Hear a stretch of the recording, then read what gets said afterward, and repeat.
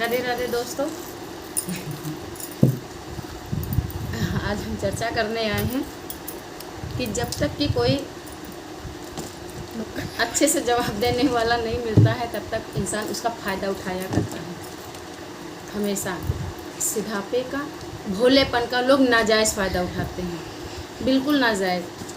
जब कोई होशियार बंदा जब मिल जाता है बस उसकी एकड़ ठिकाने आ जाती है। इसी से रिलेटेड आज मैं कहानी लेके आई हूँ।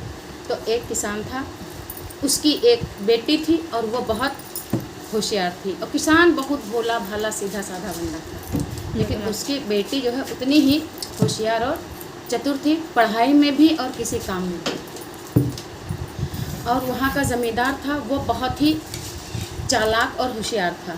वो सभी को अपनी ज़मीन किराए पर देता था और अपनी शर्त के अनुसार उससे फसल और नकदी उससे ले लेता था और भोले भाले किसान उसकी चपेट में आ जाते थे। तो अब उसने अपनी लड़की को किसी तरह अपने गांव में कक्षा 8 तक और 12 तक पढ़ाया और इसके बाद उसको शहर पढ़ने के लिए भेज दिया। और उसने सोचा कि अब हमको ज़्यादा पैसे की ज़रूरत है, तो वो ज़मींदार के पास गया और शहर गए। तो उसको जो है और ज़्यादा पैसों की ज़रूरत पड़ी, तो वो ज़मींदार के पास गया और उसने जो है उससे और ज़्यादा ज़मीन ली और उस पर वो खेती करने लगा। तो किसान ने, तो उस ज़मींदार ने कहा कि देखो, खेती तो मैं तुमको दूंगा करने के लिए, और लेकिन हमारी एक कुछ शर्तें हैं, अगर आपको मंजूर होगा तो हम आपको देंगे खेती करने के लिए। उसने कहा, हमें आपकी सारी शर्तें मंजूर हैं, हमारी बेटी पढ़ रही है, हमको ज़्यादा पैसे की ज़रूरत है और हम इतने पढ़े लिखे भी नहीं हैं और दूसरा काम कर भी नहीं सकते हैं।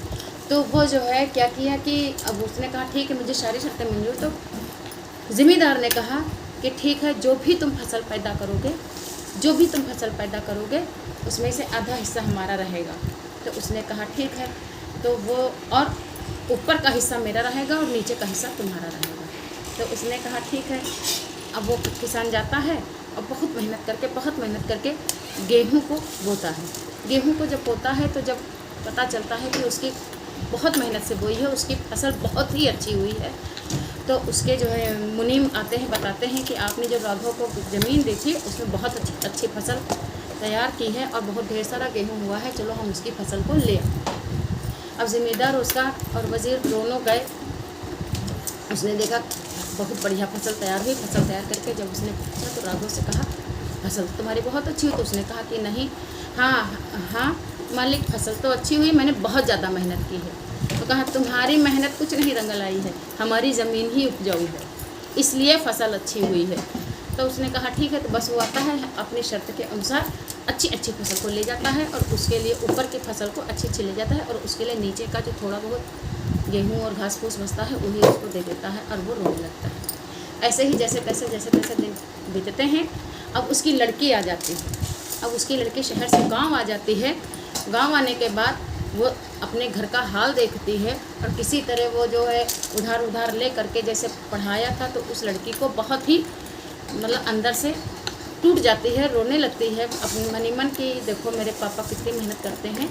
और अब हम तो उसने वो अपने पापा से पूरी जो है पूरी कथा सुनती है। तो वो बताती है, तो कहती कि ठीक है, मैं अगले साल कुछ और तैयारी करूँगी, तब मैं सर्विस करूँगी, पहले मैं इस ज़मींदार को मज़ा चखाऊँगी।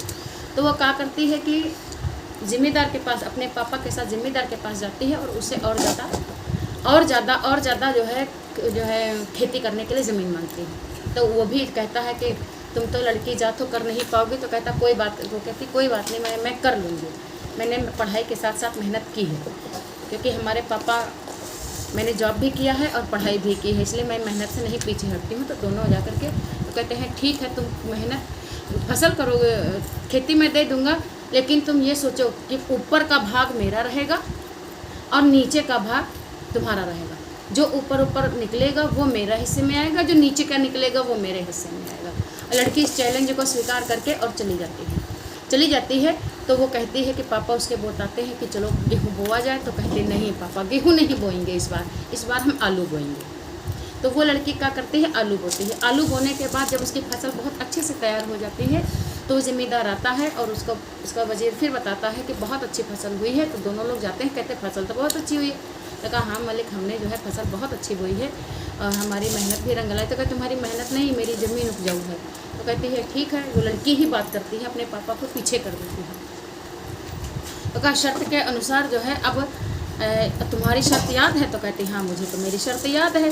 तो कहती तुम्हारी शर्त याद है तो फिर ठीक है, आपने बोला था कि ऊपर का हिस्सा आपका होगा और नीचे का हिस्सा मेरा होगा, यही तो बात हुई थी।